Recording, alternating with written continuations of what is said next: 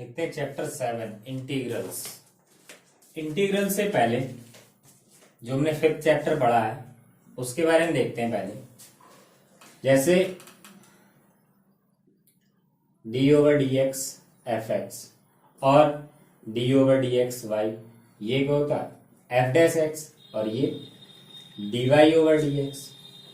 और ये क्या है, ये दोनों ही क्या है, ये दोनों डेरिवेटिव ही तो है दोनों। तो ये एफ एक्स का डेरिवेटिव और ये वाई का डेरिवेटिव। दूसरा इसको क्या लिख सकते हैं, rate of change of y with respect to x, x के रिस्पेक्ट में वाई में चेंज होने का रेट। ये दोनों डेरिवेटिव है। अच्छा, डेरिवेटिव होता क्या, डेरिवेटिव जैसे ये कोई एक कर्व है तो डेरिवेटिव क्या होता है, मान लो ये है वाई इक्वल एफ एक्स, ठीक है, तो एफ डैश एक्स क्या होता है, डेरिवेटिव से हमें क्या मिलता है, किसी पर्टिकुलर पॉइंट पे टेंजेंट, है ना, टेंजेंट ही तो मिलती है। ऐसे ही इस पे, इस एक कर्व पे कितनी टेंजेंट होंगी, यहां से ले लो कर्व, मान लो ए से बी में है कर्व, ए से बी, ये एक्स और ये वाई। ए से बी पे जो कर्व है इतना, यहां से यहां तक, तो इस पे एक इंटरवल है ए टू बी, इसमें ये डिफरेंशिएबल है। तो इस फंक्शन पे, है ना, इस फंक्शन पे ये जो कर्व है इस पे जितनी भी टेंजेंट है वो एफ डैश एक्स से आएंगे, अलग अलग वैल्यू रखते जाएंगे इस इंटरवल से, तो अलग अलग टेंजेंट की स्लोप मिलती जाएगी, अलग अलग टेंजेंट की स्लोप मिलती जाएगी। तो ऐसे कितनी होंगी स्लोप, इनफाइनाइट, क्योंकि इन दोनों के बीच में इनफाइनाइट नंबर्स होंगे। मान लो कोई भी अगर हमने ले लिया 2 से 3 भी ले लिया तो इनके बीच में क्या इनफाइनाइट नंबर्स होते हैं। तो ऐसी इनफाइनाइट स्लोप्स हैं, ठीक है। लेकिन अगर एक केस दे दिया जाए, कोई केस बन गया, कोई एक कंडीशन हो सकती है कि एफ डैश एक्स दे दिया जाए और कह दिया जाए find f x, f dash x दे दिया और एफ एक्स निकालना है, यानी कि क्या, कि स्लोप तो दे दी टेंजेंट्स की और कर्व निकालना है। स्लोप तो है टेंजेंट्स की लेकिन कर्व नहीं दिया गया, तो कर्व कैसे निकालेंगे, देखते हैं कैसे निकाला जाएगा कर्व। देखो,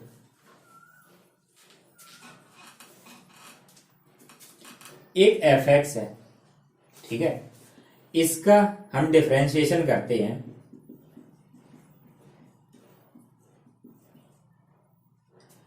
डिफरेंशिएशन किया तो आया एफ डैश एक्स, ठीक है। देखो, डिफरेंशिएशन करते हैं और जो आता है वो होता है डेरिवेटिव।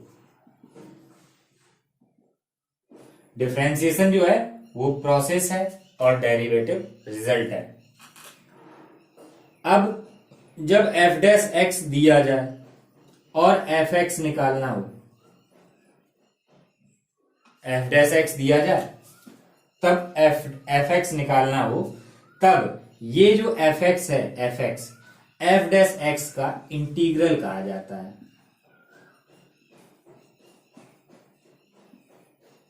इंटीग्रल, ठीक है।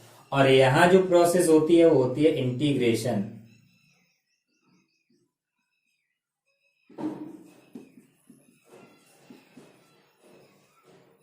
ठीक है, प्रोसेस इंटीग्रेशन, और जो रिजल्ट आएगा वो होता है इंटीग्रल। जैसे डिफरेंशिएशन करते हैं ऐसे इंटीग्रेशन करते हैं। डिफरेंशिएशन से जो आता है वो डेरिवेटिव, इंटीग्रेशन से जो आता है वो इंटीग्रल, ठीक है। अब इंटीग्रेशन देखते हैं क्या क्या है। इंटीग्रेशन में जब हमें फंक्शन निकालना हो, यानी कि ये वाला इंटीग्रेशन होता है indefinite,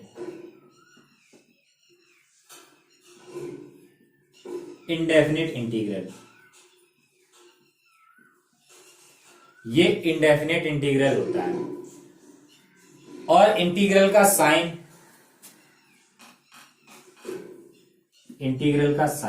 F x d x equal ये इस तरह से लिखा जाता है एफ एक्स प्लस सी।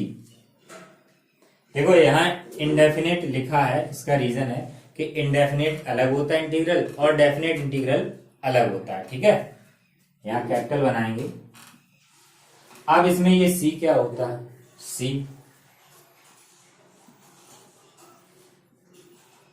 सी जो है इसे बोला जाता है constant of integration. Constant of integration, ये इंटीग्रेशन का साइन होता है और यहां जिसके रिस्पेक्ट में करेंगे, जैसे डिफरेंशिएशन में क्या होता है D over d x f x लिखा, ये डिफरेंशिएशन का साइन और ये एक्स के रेस्पेक्ट में कर रहे हैं, जिसके रेस्पेक्ट में करेंगे। अगर ऐसा लिखें डी ओवर डी टी, इसमें एक्स के रेस्पेक्ट में, इसमें टी के रेस्पेक्ट में। ऐसे ही इसमें जिसके रिस्पेक्ट में होगा वो यहां लिखा जाता है, ठीक है। तो ये हो गया कांस्टेंट ऑफ इंटीग्रेशन। और सी जो है वो होता है arbitrary constant, arbitrary constant, arbitrary यानी कि स्वेच्छ अचर, ठीक है।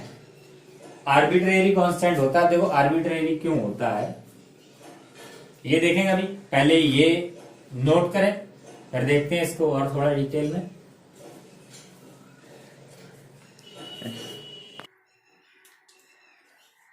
देखो हम एफ एक्स का डिफरेंशिएशन करते हैं तो आता है एफ डैश एक्स, ठीक है। एफ एक्स का डेरिवेटिव एफ डैश एक्स, और एफ डैश एक्स का अगर हम इंटीग्रेशन कर दें एफ डैश एक्स का तो वापस आ जाएगा एफ एक्स, ठीक है। वापस एफ एक्स आ जाएगा। जैसे एक एग्जांपल देखते हैं, हमने डिफरेंशिएशन किया साइन एक्स का। साइन एक्स का डिफरेंशिएशन क्या होता है कॉस एक्स, है ना। साइन एक्स का डिफरेंशिएशन कॉस एक्स, यही तो है। हमने इसका किया और ये आया डेरिवेटिव, ये आ गया। अब हम इंटीग्रेशन करेंगे किसका, कॉस एक्स का, तो क्या आएगा देखो, एफ एक्स का किया यानी कि एफ एक्स की जगह साइन एक्स और एफ डैश एक्स की जगह कॉस एक्स। और जब हमने एफ डैश एक्स का किया यानी कि कॉस एक्स का करेंगे तो वापस क्या आया, यही तो आया, यानी कि ये यही तो है एफ एक्स। एफ एक्स क्या देखो, एफ एक्स साइन एक्स और एफ डैश एक्स क्या कॉस एक्स। अब हमने एफ एक्स का किया तो एफ डैश एक्स आया। अब जब हम एफ डैश एक्स का करेंगे तो वापस क्या आएगा एफ एक्स। एफ एक्स यानी क्या साइन एक्स, साइन एक्स, ये आ गया। अब एक चीज और, ये तो था पहला।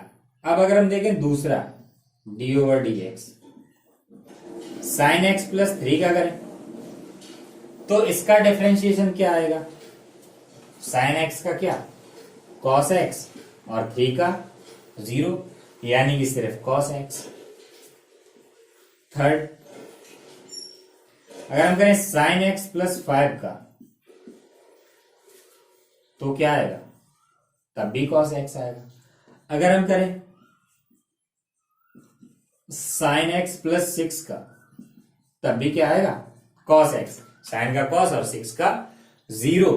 अब देखो इन तीनों में, इसमें तो एफ एक्स क्या था साइन एक्स, इसमें sine x plus 3, sine x plus 5, sine x plus 6, और इन सभी का क्या आ रहा है कॉस एक्स।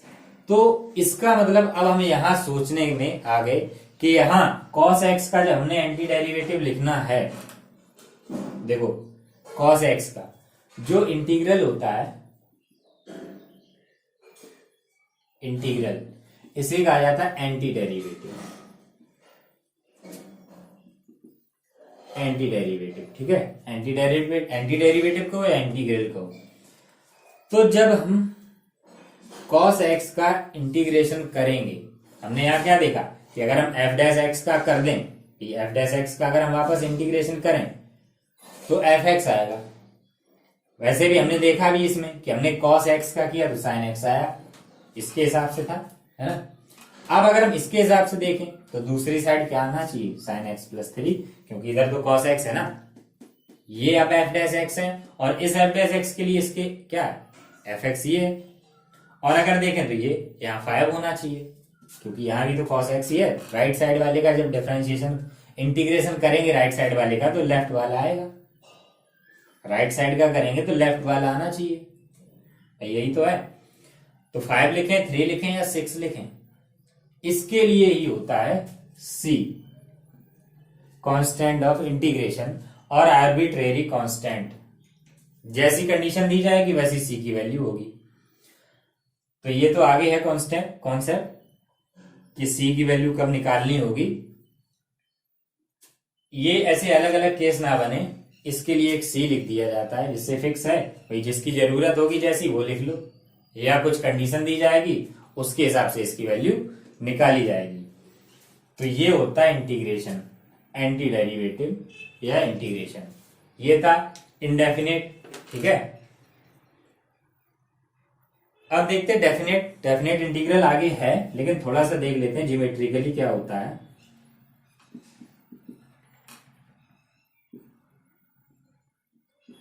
डेफिनेट इंटीग्रल, देखो डेफिनेट इंटीग्रल क्या होता है।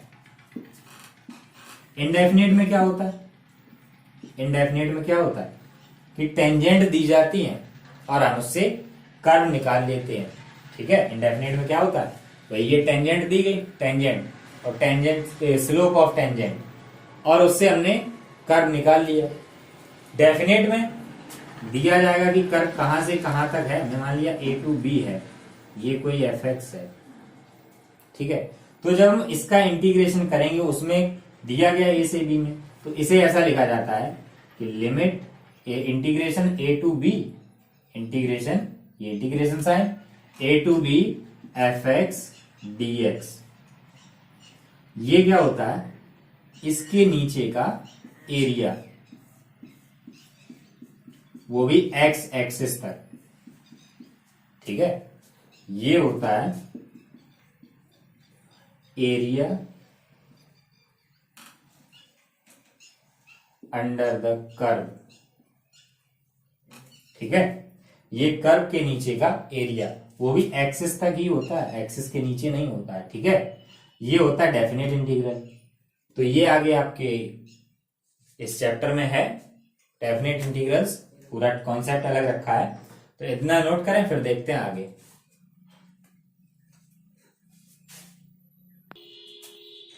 देखते हैं एग्जांपल फर्स्ट। इनके एंटी डेरिवेटिव बताने हैं, ठीक है, या कहें कि इनके इंटीग्रल्स बताने हैं एंटी डेरिवेटिव मेथड से। तो देखते हैं कैसे बताएंगे। एक तो डिफरेंशिएशन के फॉर्मूले सभी आने चाहिए। तो सबसे पहला जो है cos 2x। अब एक चीज देखो कि हम किसका डिफरेंशिएशन करें कि cos आ जाए, तो किसका होता है साइन का, है ना। साइन x का होता है cos x। यहां 2 है तो 2 लगा दो cos 2x। लेकिन जब हम sin 2x का डिफरेंशिएशन करेंगे तो क्या होगा 2 cos 2x, क्योंकि इसका भी तो करेंगे, ठीक है। यही तो होगा भाई, हमने sin 2x का डिफरेंशिएशन किया तो क्या आया 2 cos 2x, यही तो आएगा। जब sin 2x का डिफरेंशिएशन करेंगे यही तो आएगा, ठीक है। अब यहां क्या सिर्फ cos 2x, यानी कि ये जो 2 है ये एक्स्ट्रा है, ये नहीं होना चाहिए। हमें देखो ये बताना है इंटीग्रेशन cos 2x dx, ये क्या आएगा। अभी हमने कोई फॉर्मूला नहीं पढ़ा, बिना फॉर्मूले के बताएंगे, ठीक है। तो sin 2x का किया 2 cos 2x, ये 2 एक्स्ट्रा है, ये 2 कैसे हटे, अगर इसके इंटू में हाफ हो, इसके मल्टीप्लाई में हाफ हो, तो ये क्या होगा 2 से 2 कैंसिल हो जाएगा। यानी कि क्या कि हम अगर 1/2 sin 2x का डिफरेंशिएशन करें तो क्या आएगा cos 2x। तो इसका क्या आया, ये देखो ये fx और ये f डैश x, और f डैश x का करेंगे तो वापस क्या fx। और एक ये तो लिखना ही लिखना है, जब तक इनडेफिनेट इंटीग्रल्स चलेगा तब तक ये तो कंपलसरी है, ठीक है, क्योंकि हमें पता नहीं है। हालांकि इसमें ना लिखें तो चल जाएगा, कोई दिक्कत नहीं, क्योंकि ये एंटी डेरिवेटिव लिखना है। जब इंटीग्रल्स की बात आएगी तब तो लिखना ही पड़ेगा, ठीक है। तो ये तो हो गया पहला। अब देखते हैं सेकंड। ये सोचो 3x² प्लस 4x³ हम किसका डिफरेंशिएशन कर दें कि ये आ जाए 3x²। भाई x है यानी कि x की पावर n वाला, क्या इसका करेंगे तो क्या आएगा, पावर आगे पावर में 1 कम। अब इतना तो आना ही चाहिए, प्लस ये वाला क्या होगा, सॉरी यहाँ क्यूब है, x पावर 4 पावर आगे पावर में 1 कम, इसका कर देंगे तो यही तो आएगा। यानी कि इसका anti derivative 3x² plus 4x³ का एंटी डेरिवेटिव क्या होगा, x³ प्लस x पावर 4। ठीक, समझ में आ गया।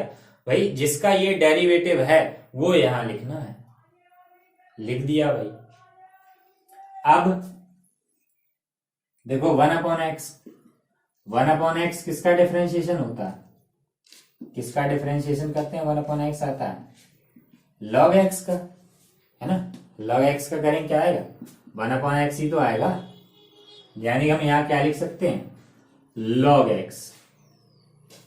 लेकिन एक चीज देखो, अगर हम log -x का कर दें, log -x का तो क्या होगा 1/-x, और जब अंदर वाले का करेंगे तो -x का क्या -1, माइनस से माइनस कैंसिल तब भी 1/x। यानी कि यहां दोनों, ये देखो हमने क्या किया d/dx log -x जब किया तब भी क्या आया 1/x ही तो आया, log x का भी 1/x, log -x का भी 1/x। तो इसका मतलब क्या है, यहां प्लस माइनस दोनों, अब कौन सा लिखें प्लस वाला या माइनस वाला, तो दोनों ही एक साथ लिख दो, ठीक है, दोनों ही एक साथ लिख दो। तो 1/x का log मॉडुलस x, ये हो गया एंटी डेरिवेटिव मेथड। तो ये नोट करें, फिर देखते हैं इसमें और।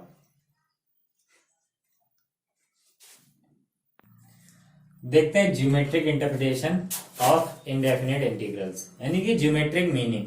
ज्योमेट्रिक मीनिंग क्या होती है इसकी, जैसे डिफरेंशिएशन की ज्योमेट्रिक मीनिंग होती है कि स्लोप ऑफ टेंजेंट आती कर्व की, ऐसे ही इसमें मान लो दिया गया एक f' हमने लिख लिया 2x, ठीक है 2x। अब हमें निकालना fx निकालना है। fx देखो ये स्लोप ऑफ टेंजेंट है, ठीक, और हमें निकालना fx यानी कि कर्व निकालना। तो fx क्या होगा, सोचो ये किसका डिफरेंशिएशन है, ये किसका, हमने जब f' का हमने जब इंटीग्रेशन कर दिया तो fx आएगा, है ना।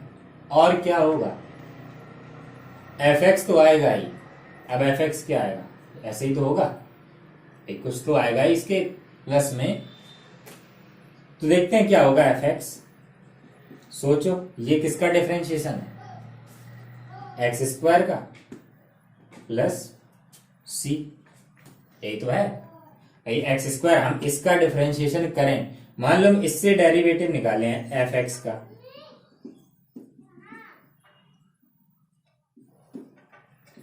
तो d/dx ये तो हो गया f', और इधर क्या 2x और c का 0 कांस्टेंट है। तो f' किससे x² प्लस c से क्या आया, अगर 1 लिखे 2 लिखे तब भी आएगा, इसलिए हमने c लिखा है यहाँ पे। ये c क्यों लिखते हैं, ये पहले ही बताया क्यों लिखते हैं c। यानी कि हमारा fx क्या है, x² प्लस c है fx।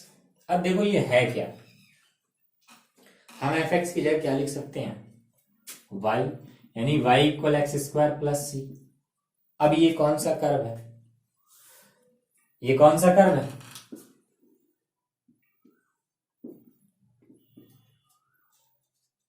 ये है पैराबोला,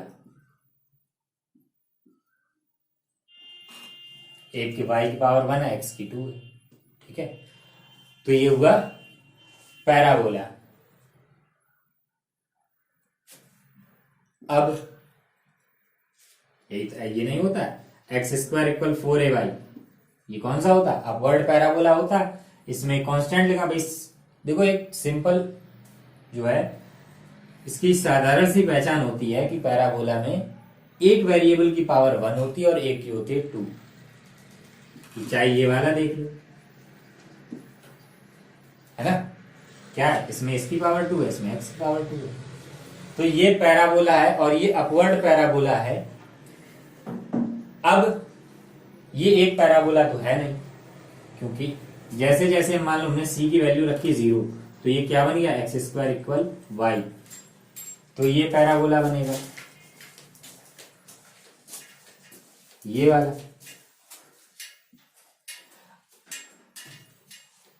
ठीक है, देखो कैसे ये 0 हो गया। अब कैसे पता चला?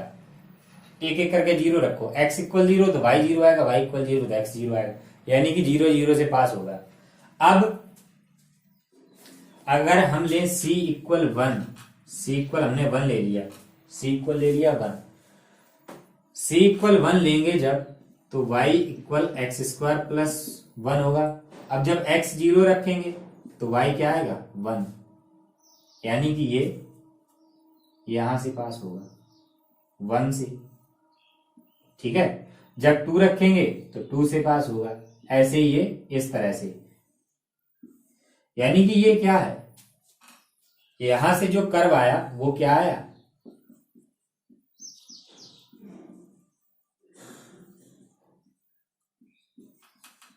ये फैमिली देता है, यानी कि बहुत सारे कर्व एक साथ।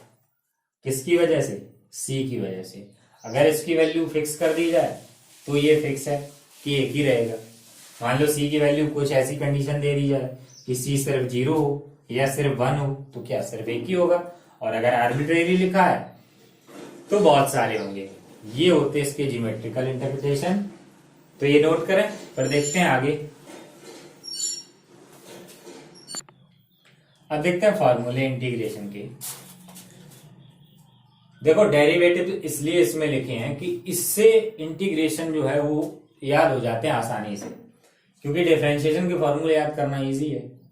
और अगर ये डेरिवेटिव के याद हैं तो इंटीग्रेशन के जो है वो आसानी से याद हो जाएंगे।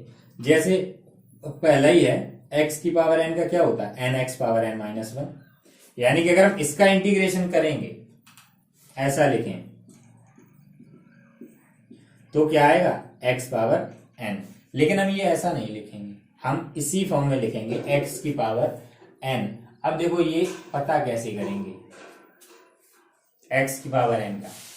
इधर देखो अगर हम डिफरेंशिएशन करें किसका, x power n plus 1 upon n plus 1 का, देखो करके देखो, x power n plus 1 upon n plus 1 का d ओवर डी एक्स, तो क्या होगा, पावर आगे और पावर में एक कम, है ना, पावर आगे पावर में एक कम, और अपॉन में n प्लस 1 लिखा है कांस्टेंट, तो ये कैंसिल हो जाए, क्या बचेगा x power n, x power n। तो अब हम अगर x पावर n का इंटीग्रेशन करेंगे, इंटीग्रेशन करते हैं, ये याद रखना वर्ड है, इंटीग्रेशन करते हैं, और इंटीग्रल जो आएगा इंटीग्रेशन करने के बाद वो होता है। तो जब हम x पावर n का इंटीग्रेशन करेंगे तो क्या आएगा, ये x power n plus 1 upon n plus 1, और ये तो लिखना ही है, ठीक है, क्योंकि इनडेफिनेट इंटीग्रल्स है। इनडेफिनेट देखो इंटीग्रल और एंटी डेरिवेटिव दोनों ही लिखा, ठीक है। तो ये तो इजीली याद हो जाएगा, इससे याद करो ना करो। जैसे इसमें होता है कि पावर आगे पावर में एक कम, इसमें उल्टा है, पावर ऐड करो और जो आए वो अपॉन में लिखो। इसमें पहले पावर देखते हैं, उसमें पहले पावर देखते हैं। इसमें पावर आगे पावर में एक कम, इसमें पावर में पहले ऐड करो और बाद में जो पावर में है वो अपॉन में लिखो, ठीक है। जैसे अगर मान लो मैं ऐसे करना है, इसका करना है x पावर 6 का करना है, तो क्या पावर में एक ऐड करो और जो आ जाए वो अपॉन में लिख दो, हो गया, ठीक है। ऐसे ही है। तो पहले फॉर्मूले लिखेंगे, फिर करेंगे थोड़े क्वेश्चन जिससे ये सभी फॉर्मूले क्लियर हो जाएंगे। और इसमें एक कंडीशन और है, n जो है कभी -1 नहीं होगा। n कभी -1 नहीं होगा। ठीक है, ये हो गया पहला। दूसरा, मान लो अगर n-1 हो गया, मान लो कि n-1 हो गया, मान लो कि n-1 हो गया, यानी कि क्या इंटीग्रेशन में क्या लिखेंगे, x पावर -1 dx। और पावर -1 मतलब क्या, यही तो हुआ, अपॉन में जाएगा पावर प्लस की 1/x dx, यानी कि ये किसका डिफरेंशिएशन होता है 1/x। 1/x किसका होता है, log x का, मॉडुलस लगाओ या ना लगाओ, log x का 1/x, तो यहां क्या हो जाएगा 1/x का log modulus x plus c। ठीक है, ये सभी के लिए हो गया। कोई भी रियल वैल्यू हो, कोई भी रियल वैल्यू हो, पावर n है, यानी कि -1 के अलावा, -1 के अलावा x पे कुछ भी पावर हो तो ये वाला फॉर्मूला अप्लाई करना, और अगर पावर -1 है तो ये करना। ठीक है, अब देखते हैं थर्ड।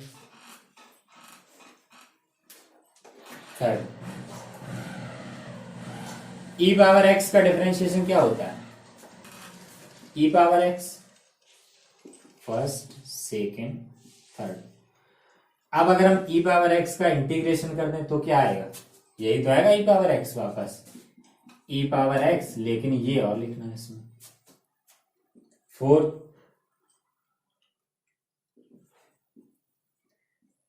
a पावर x, इसका क्या होता है, a power x log a, base क्या होता है, बेस e। अब देखो अगर हम इसका करेंगे a power x log a का, तो क्या आएगा, a power x plus c। लेकिन अगर सिर्फ इसका करने के लिए आ जाए तो क्या करेंगे, सॉरी ये dx, अगर सिर्फ a पावर x का करने के लिए आ जाए तो देखो क्या करेंगे, a पावर x का करना है,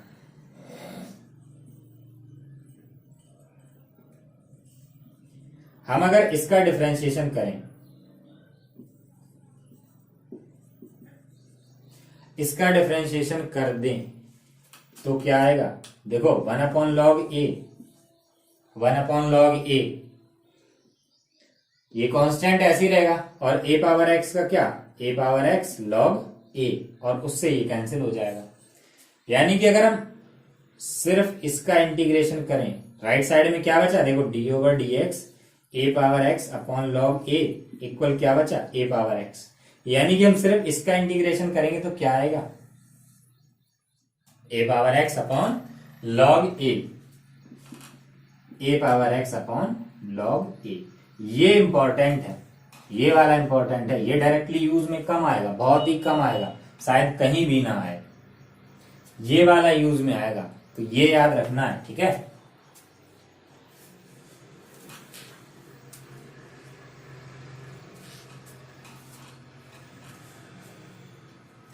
इतने नोट करें, फिर देखते हैं आगे ट्रिग्नोमेट्रिक और इनवर्स ट्रिग्नोमेट्रिक। ठीक है, तो pause the video to note it down.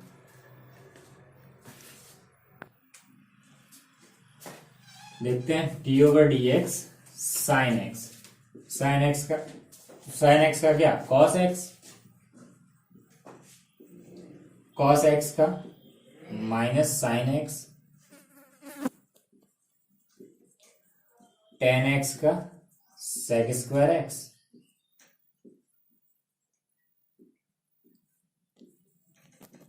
cot x का minus cosec² x, sec x का sec x into tan x,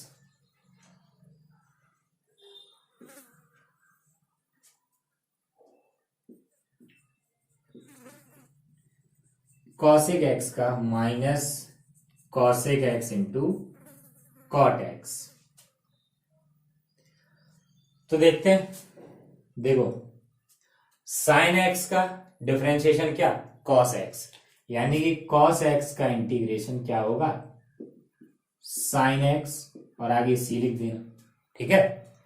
6। अब देखो कॉस एक्स का माइनस साइन एक्स, तो अगर हम साइन एक्स का करेंगे तो क्या आएगा, साइन एक्स का माइनस कॉस एक्स। ये याद रखना, इसमें कंफ्यूजन बहुत होता है साइन कॉस वाले में। कॉस का करेंगे तो साइन, अब देखो डिफरेंशिएशन साइन एक्स का प्लस कॉस एक्स होता है, इंटीग्रेशन साइन एक्स का माइनस कॉस एक्स होता है। होता दोनों में कॉस है, लेकिन साइन का फर्क होता है, इधर माइनस है इंटीग्रेशन में और डिफरेंशिएशन में प्लस है, ठीक है। 7। अब देखो tan x का डिफरेंशिएशन sec स्क्वायर एक्स, तो sec स्क्वायर एक्स का करेंगे तो आएगा tan x। 8। cot x का माइनस cosec स्क्वायर एक्स, तो जब हम cosec स्क्वायर एक्स का करेंगे तो क्या आएगा, माइनस cot x। ज्यादा कुछ नहीं किया, इधर वाला माइनस जो है इस साइड लिख दिया बस। मान लो अगर हम इसका करें तो ये माइनस और कॉट का माइनस कॉसेक स्क्वायर, तो दो माइनस आएंगे यहाँ प्लस हो जाएगा, तो ये वाला माइनस हमने इसके साथ में लिख दिया। 9। sec x into ten x का करेंगे, sec x into ten x का तो क्या आएगा, sec x। और cosec x into cot x का अगर करेंगे तो क्या आएगा, देखो यहां फिंगर क्यों है, क्योंकि ये माइनस और cosec x, minus cosec x, और सभी में ये कांस्टेंट ऑफ इंटीग्रेशन, ठीक है। तो ये तो हो गए ट्रिग्नोमेट्रिक। याद रखना इसमें कुछ भी अलग नहीं होना चाहिए, जब पूरा पूरा का पूरा cosec x into cot x मिलेगा तब ये लिखेंगे, ठीक है। पूरा एक साथ ऐसा होना चाहिए, तो ये नोट करें। फिर देखते हैं इनवर्स ट्रिग्नोमेट्रिक। अब देखते हैं inverse trigonometric. Sine inverse x का क्या होता है, 1/√1 minus x square. Cos inverse x का इसी में माइनस लगाओ,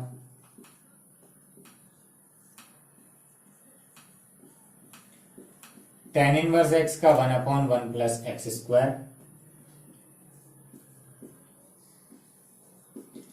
कॉट इनवर्स एक्स का इसी में माइनस लगा दो,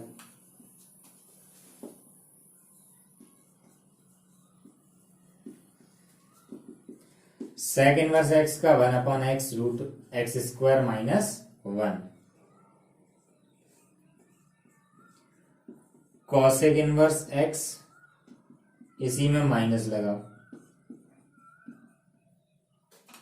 अब देखते हैं इंटीग्रेशन। इसका करना 1/√1 माइनस एक्स स्क्वायर का एक्स के रिस्पेक्ट में, ठीक है। तो क्या आएगा, साइन इनवर्स एक्स है ना, इसका करेंगे क्या है, साइन इनवर्स एक्स, और इसी में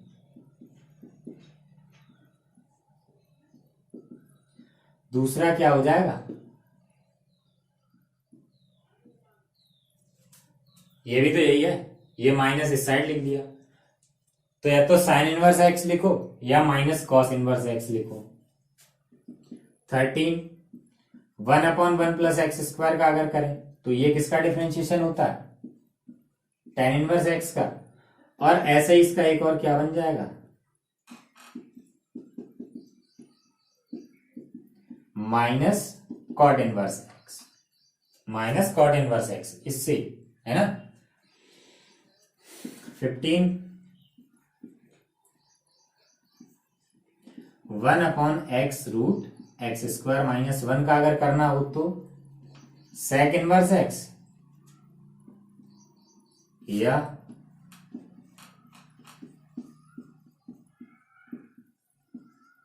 dx लिखना है, माइनस कॉसेक इनवर्स एक्स, और इन सभी में एक कांस्टेंट।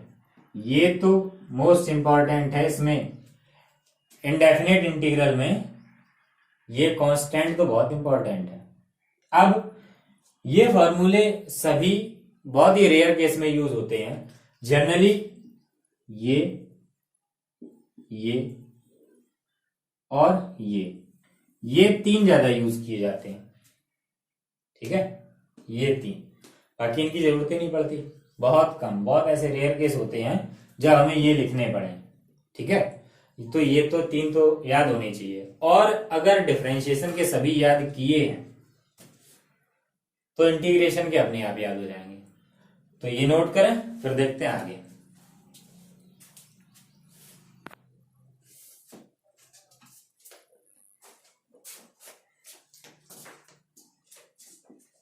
एक्स का डिफरेंशिएशन क्या होता है? एक्स का क्या होता है? 1, ठीक है। यानी कि अगर हम 1 का इंटीग्रेशन करें, यहां 1 लिखा हो या ना लिखा हो, ठीक है, 1 लिखा हो या ना लिखा हो, कुछ नहीं तो क्या 1, तो इसका क्या आएगा? x प्लस सी। अच्छा, कांस्टेंट का क्या होता है? 0। तो अगर हम 0 का इंटीग्रेशन कर दें तो क्या होगा? कांस्टेंट। अब इसमें हम क्यों नहीं लिखें? इसमें नहीं लिखा जाएगा क्योंकि ये दोनों कांस्टेंट तो मिलके क्या बन जाएगा? अरे कांस्टेंट भाई, कांस्टेंट प्लस कांस्टेंट और माइनस कांस्टेंट क्या होता है? कांस्टेंट। अब कुछ हम डायरेक्टली यूज करेंगे, जैसे हमने लिखा था क्या, रूट एक्स का डिफरेंशिएशन क्या होता है? 1/2 रूट एक्स। ऐसे ही कभी भी 1/√x का डिफरेंशियल इंटीग्रेशन करना हो, देखो ये x की पावर n के फॉर्मूले से हो जाएगा, ठीक है, मैं एक बार करवा भी दूंगा इसको, लेकिन ज्यादातर हम लोग इसको डायरेक्टली ही यूज करेंगे। 1/√x का होगा 2√x, ठीक है, ये वाला। और कहीं अगर √x ही हो, इंटीग्रेशन मान लो √x का इंटीग्रेशन करना है, तो इसका देखो मैं करवा दे रहा हूं इसको। √x का इंटीग्रेशन यानी कि x पावर हाफ, और हमने अभी क्या पढ़ा था फॉर्मूले में, x की पावर n वाले में क्या था कि पावर में 1 ऐड करो और जो आए वो अपॉन में लिख दो। तो पावर में 1 ऐड करो, हाफ में 1 ऐड करेंगे, क्या हो जाएगा? 3/2। 1 + 1/2 क्या हो जाएगा? 3/2, और अपॉन में 3/2, तो ये क्या हो जाएगा? 2/3 x पावर 3/2। तो 2/3 x पावर 3/2 प्लस c। तो ये दो हम डायरेक्टली यूज करेंगे, और एक ये भी। तो ये नोट करें, फिर देखते हैं इसकी अलजेब्रा। कुछ प्रॉपर्टीज हैं, ज्यादा नहीं है, 2 ही 3 हैं, फिर बढ़ेंगे आगे एक्सरसाइज पे। देखते हैं प्रॉपर्टीज। पहली, fx प्लस gx, ये दो अलग अलग फंक्शन हैं और इनका इंटीग्रेशन करना, ये दोनों प्लस में लिखे हैं, प्लस में हो या माइनस में हो। डिफरेंशिएशन में क्या होता है? डिफरेंशिएशन में क्या होता है? अगर ऐसा लिखा d/dx fx plus minus gx, तो हम क्या करते हैं? इनका अलग अलग कर सकते हैं। ऐसे ही इसमें भी होता है, प्लस हो तो प्लस लगाओ, माइनस हो तो माइनस लगाओ, और gx का अलग कर दो, ठीक है। सेकंड, अगर कोई कांस्टेंट लिखा फंक्शन के मल्टीप्लाई में, तो कांस्टेंट हो जाएगा बाहर, और सिर्फ फंक्शन का इंटीग्रेशन करना है। थर्ड जो है, अगर ऐसी कंडीशन बने, integration k1 fx plus minus k2 fx, ये दो अलग अलग फंक्शन है और दोनों के मल्टीप्लाई में कांस्टेंट लिखे हुए हैं। देखो ये थर्ड प्रॉपर्टी कुछ नहीं, यही दोनों लिखी है एक साथ। क्या होगा? k1 fx dx। देखो क्या है, इससे देखो हम क्या कर सकते हैं, इन दोनों का अलग अलग कर सकते हैं, और जब इसका करेंगे तो ये कांस्टेंट है, इस प्रॉपर्टी से कांस्टेंट बाहर, और फिर बाद में प्लस है तो प्लस लगाओ, माइनस है तो माइनस लगाओ, k2 gx dx, ठीक है। तो यही 3 प्रॉपर्टीज हैं, ये नोट करें। फिर देखते हैं कुछ एग्जांपल, और उसके बाद चलेंगे एक्सरसाइज पे। तो ये नोट करें, चलो भैया। देखते हैं एग्जाम्पल नंबर 2। फर्स्ट, यहाँ एक फ्रैक्शन लिखी है और जितने भी फॉर्मूले लिखे हैं वो डिफरेंशिएशन से लिखे हैं। प्रॉपर्टी जब लिखी थी इसकी अलजेब्रा तो उसमें प्लस वाला था, माइनस वाला था। कांस्टेंट जब मल्टीप्लाई में वो भी था। लेकिन जब दो फंक्शन मल्टीप्लाई में या डिवीजन में हो उसके लिए कुछ नहीं, और इंटीग्रेशन में होता भी नहीं है। प्रोडक्ट के लिए है एक रूल, वो आगे पढ़ने को मिलेगा, लेकिन डिवीजन के लिए कुछ नहीं होता है।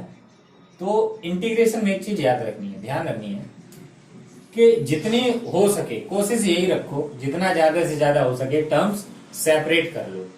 जैसे जितने सेपरेट हो जाए उतना ही अच्छा है। अब अगर इसमें हम चाहें तो सेपरेट कर सकते हैं। अगर ये ऐसा लिखा होता तो इसमें नहीं कर सकते हैं, लेकिन ये ऐसा है, उल्टा लिखा है, इसको हम कर सकते हैं क्या, अलग अलग अपॉन में कर दो, अलग अलग हो जाएगा, अपॉन में कर दिया। इसमें नहीं कर सकते हैं कि अलग अलग ऊपर लिख दो, तो ये क्या हो जाएगा x, और हम दोनों को अलग अलग लिख रहे हैं, माइनस 1/x²। देखो 1/x का तो है, x² का कोई फॉर्मूला नहीं है। जब भी अपॉन में पावर हो तो हमेशा उसमें x की पावर n का लगेगा। और कैसे, जैसे डिफरेंशिएशन में लगता है। इसको ऊपर ले जाओ, अब कर दो इंटीग्रेशन। अब करेंगे दोनों का अलग अलग, देखो क्या आएगा। इस पे पावर कितनी, 1, और x पावर n का फॉर्मूला क्या होता है, पावर में एक ऐड करो और जो आए उसे अपॉन में लिख दो, यही तो होता है। तो यही हम इसमें लगाएंगे। तो x पावर 1 तो है, 1 + 1 अपॉन 1 + 1। भाई ये 1 है और 1 हमने ऐड करना, ये 1 तो है और 1 हमें ऐड करना, तो ये, और जो पावर में है वो अपॉन में लिख दो। माइनस x पावर -2 है, एक हमें ऐड करना और जो पावर में आएगा वही अपॉन में लिखना, +c। इंटीग्रेशन हो गया, एक लाइन और लिख देनी, बस आंसर आ जाएगा। देखो क्या, ये क्या हो जाएगा, x² / 2 minus x power -1 upon -1 plus c। तो ये हो गया x² / 2, ये माइनस माइनस क्या हो जाएगा, प्लस, और ये ऊपर पावर माइनस की लिखी है, वापस अपॉन में लिख दो, आंसर हो गया। आंसर में भी टर्म सेपरेट ही रखने हैं। देखते हैं सेकंड, इसमें तो सीधे सीधे लिखा, दोनों का अलग अलग लिख लो या डायरेक्टली ऐसे ही कर दो। जैसे हमने क्या किया, इसके अंदर 2 लिखे थे एक इंटीग्रेशन के अंदर, तो पहले हमने दोनों अलग अलग लिखे। इसमें भी ऐसा लिखना चाहो तो लिखो, या डायरेक्टली दोनों का ऐसे इंटीग्रेशन कर दो। डायरेक्ट करेंगे, देखो इसमें क्या होगा, x की पावर n का फॉर्मूला लगाओ, तो क्या, पावर में एक ऐड करो और जो पावर में आए वो अपॉन में लिख दो। ये तो पहले वाले का हो गया। 1 का करेंगे तो क्या होगा, 1 का x प्लस c, तो ये क्या हो जाएगा, x power 5/3 upon 5/3 plus x plus c, और ये पलट जाएगा, हो जाएगा 3/5 x power 5/3 plus x plus c। ठीक है, चलो देखते हैं थर्ड। करो, तीनों का अलग अलग करना है।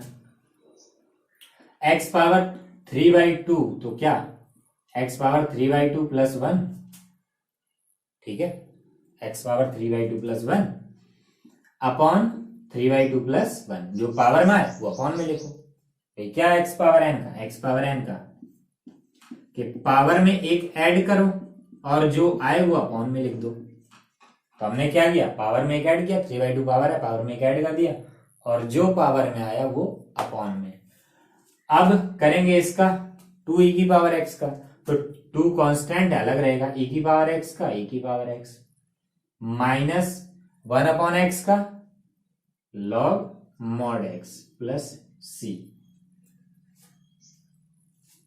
एक लाइन और लिख दो, x power 5/2 upon 5/2 plus 2e की power x minus log mod x plus c।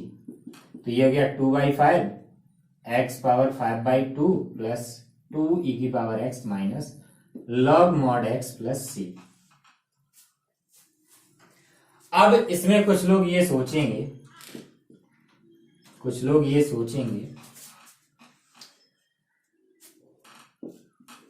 कि जब x की पावर n का करते हैं तो x power n plus one upon x n plus one plus c, और जब हम ये क्या लिख दिया, इंटीग्रेशन, और इंटीग्रेशन जब हम e की पावर x का करते हैं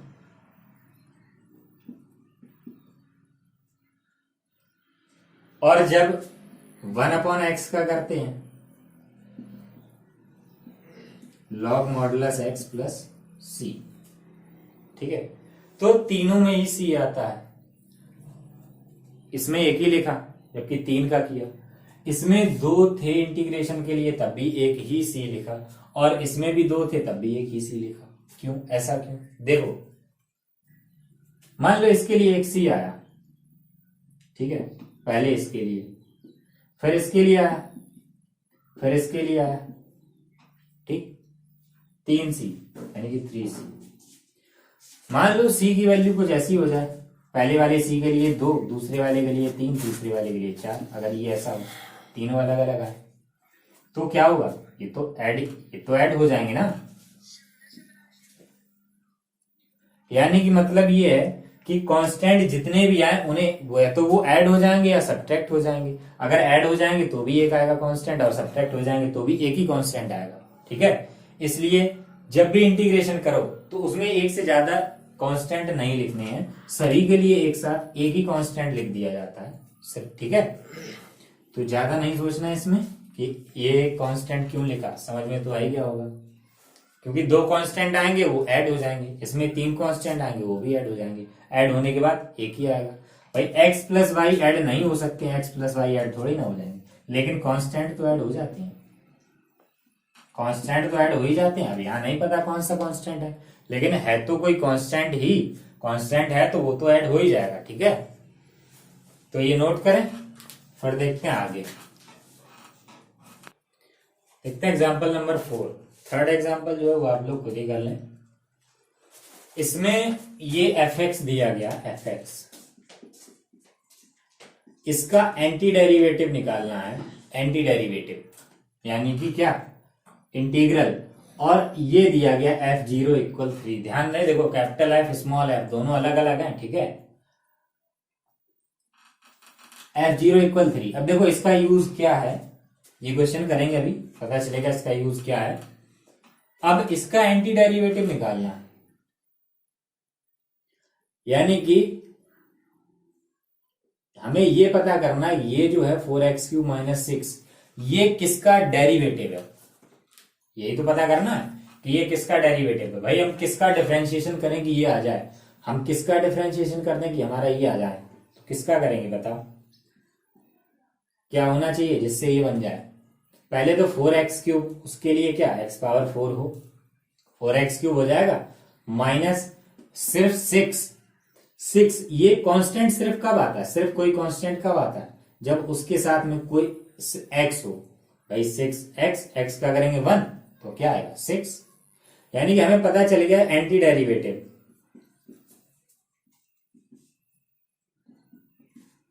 एंटी डेरिवेटिव ऑफ fx क्या आया, यही तो है, इसका एंटी डेरिवेटिव यही तो है, x पावर 4 माइनस 6x। लेकिन एक हमें ये और लिखना है इसमें, ठीक है, क्योंकि इंटीग्रेशन है, फिक्स तो है ही नहीं। मान लो अगर इसके आगे +5 लिख दें तब भी तो यही आएगा, तब भी तो यही आएगा, है ना। तो इसलिए इसका जो एंटी डेरिवेटिव है वो ये आया। अब ये क्या है, देखो अब ये क्या है, मान लो ये तुम्हारा fx है 2x plus 2x² plus 6x plus 5, और तुमसे कहा जाए f2 निकालो, f2 निकालो, तो क्या करोगे, x की जगह 2 रखोगे। f3 निकालने के लिए कहा जाए तो क्या करोगे, 3 रखोगे। और ऐसे ही कहा गया कि f0 निकालो, f0 निकालो, तो क्या करना हमें, x की जगह 0 ही तो रख देना। F0 निकाला तो क्या आया 0 माइनस 0 प्लस सी, यानी कि F0 आ गया क्या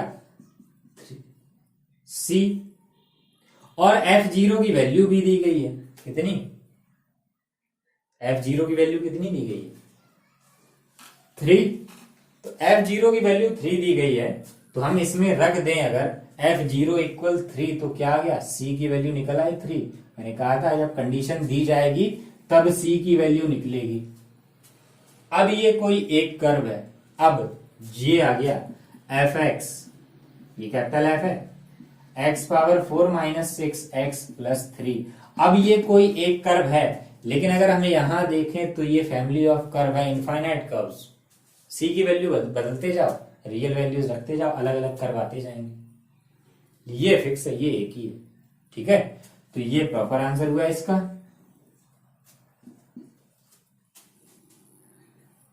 समझ में आया इसका यूज।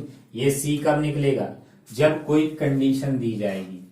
और आगे एक चैप्टर है डिफरेंशियल इक्वेशन, उसमें बहुत सारे ऐसे क्वेश्चन है जिसमें इंटीग्रेशन ही करना है और C की वैल्यू ऐसे ही निकाली जाती है, ठीक है। तो ये नोट करें। तो देखते हैं एक्सरसाइज।